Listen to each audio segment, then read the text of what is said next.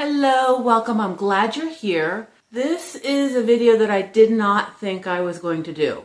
And that's because I didn't want to put down any books, because what didn't work for me could be your favorite and possibly might. But that's actually what got me to do this videos, because the books that I didn't like are some of the most popular books out there, or at least they were at the time. So I'm going to apologize in advance. We had 2 weeks or more of just this doom and gloom cloud cover. We had one day of sunshine, and today it decided to rain. So yesterday was wonderful. Today a little less so. If the lighting gets a little weird, that's why, because we get a couple peaks of sunshine and then it gets dark again. Whatever. I'm ready. I am ready for some sunshine. Sorry, also with the rain, my allergies are just... So, my worst books of 2025. I'm going to start off with just a few of my DNFs because I think they are noteworthy.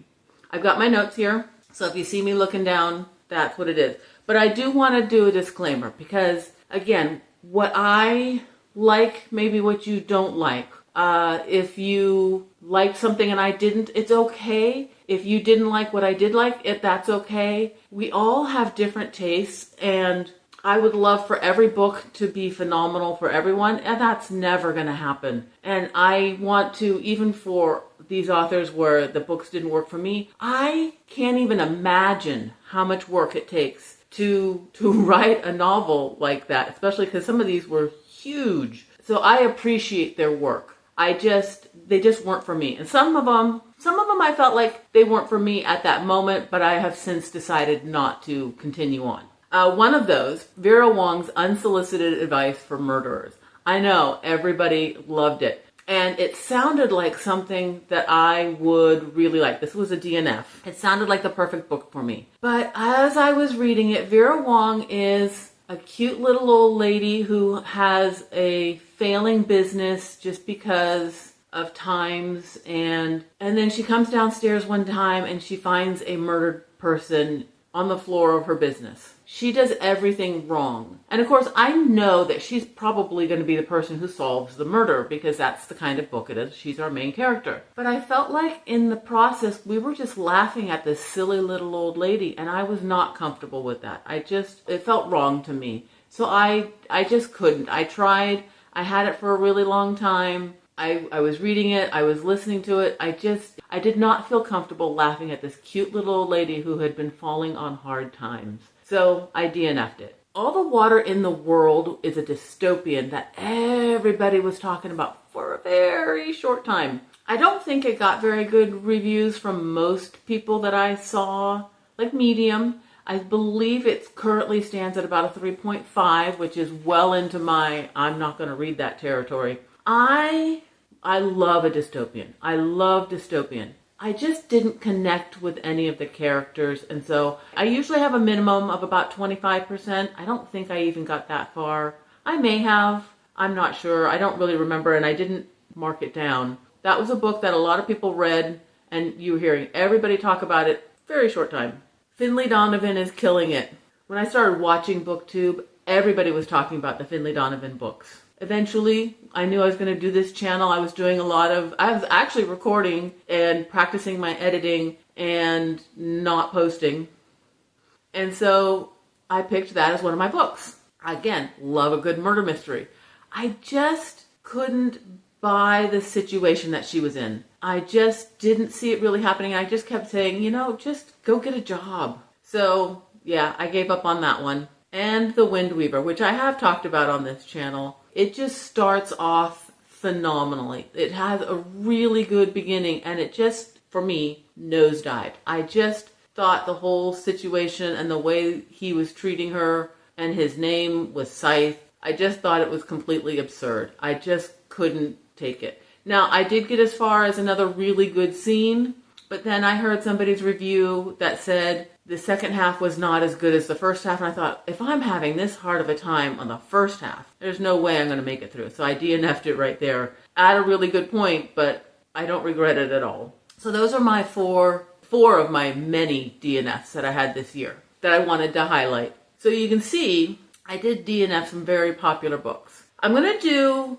my middle grade books next. And I don't think I have any young adult on my list, though one of them might be. I can't remember. And I didn't look it up. I'm sorry. I will timestamp probably right above when I start covering adult. But early this year, and it might even have been in January, I read The Probability of Everything. And it was actually my second book almost in a row of an asteroid was going to hit the Earth, kill everybody. Our main character, she's probably around 12 years old, and she really liked statistics. And so that's why it's called The Probability of Everything. But she was a very apathetic character. She just didn't seem to care. And so as the reader, I kind of just didn't care. Now, I am very much in the minority. I believe the last time I looked on Goodreads, this book, The Probability of Everything, still had a 4.4 rating. So clearly, I'm in the minority. I gave it 2 stars.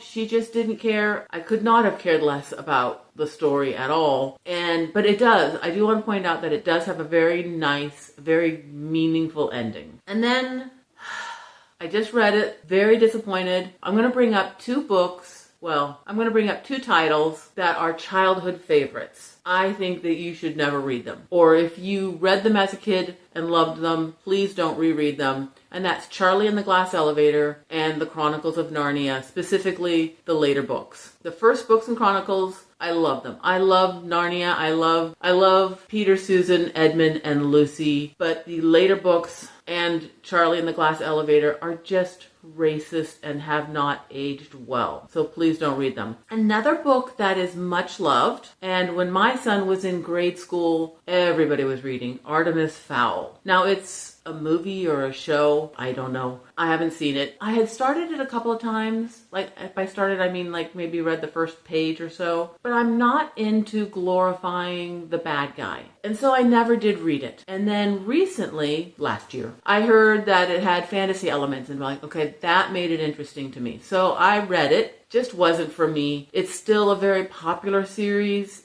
I gave it to my nephew. I gave my son's whole set with his permission to my nephew, and my nephew really liked it, as far as I know. And then I've also talked about it a couple of times, is the book Same Page, which is a book about banning books in school. I just felt like this was either not written well or not edited well. It just had a few issues. Plus it had my major pet peeve in it. So I just never have been able to get past any of that. All right. This is going to be a quick video because there's not a lot. So now the adult books. You're going to be surprised at the first one that I put on that was the wrong book for me, one of my worst books this year, and I still wish I had not read it, and that is Beartown. Beartown. Everybody loves Beartown, and I love Frederick Bachman. I've been reading Frederick Bachman for years. Beartown is not for me. Now, everybody, when they were talking about it, would say that there was a traumatic event that happened, and I thought for sure that because it's hockey, that it was a kid falling through the ice on a lake. It's not that. I even looked up the trigger warnings, didn't find any until I don't even know, is there...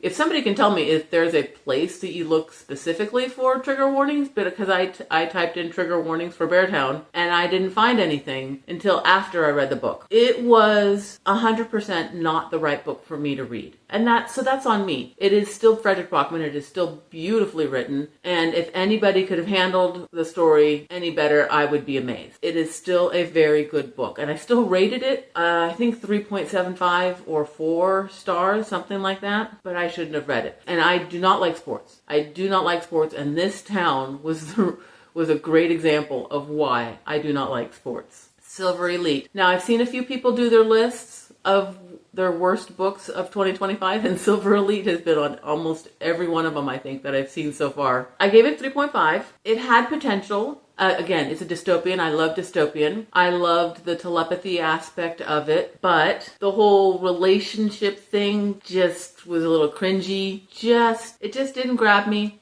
It didn't surprise me. I don't even remember how it ended. Yeah, it just kind of has faded away from my memory. It was okay, but if you loved it, happy for you. Shield of Sparrows. Shield of Sparrows, I gave 3.75. There were certain aspects that, like, a lot of people could not stand because we're in the main character's head the entire time. And she doesn't know anything that's going on, so we don't know anything that's going on. I actually liked her tone of voice. My issue, and I didn't rate the book based on that, was the narrator. When I was listening to it, she has a slight New York accent, and so it was coming across like I was listening to a sitcom. So I did kind of feel like there should have been a laugh track going on. My problem with Shield of Sparrows was really more that it was so predictable and it was trying to be so surprising. Other than the very end, which I want to say is probably like the last 5 pages, that was really good. It was almost enough to make me want to continue, but I'm not. It just, not for me. The River Has Roots. This is a beautiful story that I gave 3 stars to. It is just not for me. Very flowy and flowery and no. I think I like straightforward better. Wild Dark Shore. That was another book that I actually, and honestly, here's the funny thing. I still kind of want to own that book. I still look back on it very fondly. I gave it 3.75, so I liked it. There were just a few things that bothered me about it. One was I didn't buy the relationship that kind of built between the woman and the man, and it was just a kind of, and it was the cadence of it that really got to me. I loved the setting. I liked the kids. It was just the adults that I didn't really care about. So there was this cadence to it of like her body washes ashore, they kind of care for her, nurse her back to health. And then there's this whole thing of, I don't really trust you, but I'm beginning to trust you, okay? And then something happens and boom, I don't trust you anymore. And then, okay, they start explaining what really happened. Okay, I trust you. And then boom. And it was just this constant, almost like a set pattern. I couldn't take it. It just bugged me. Now, I did really like the ending of it. And I thought that was a really good ending for this book. But yeah, Wild Dark Shore, go figure. Everybody loved that one. And then Days at the Murasaki Bookshop. I gave this 3.5. It's a translated work. I loved the first half. And I'm saying half, I don't know if it was 50% or not. But the first part of the book, I loved that part. It was the other part that I didn't like so much. When our main character is going through her grief and then she goes to live at the bookshop, her uncle's bookshop, that's the section that I just loved. I just loved that part. It's the part dealing with the aunt that I didn't really like. I'll just leave it at that. That's fine. What I learned from all of this is to really watch my expectations. And I've mentioned that before.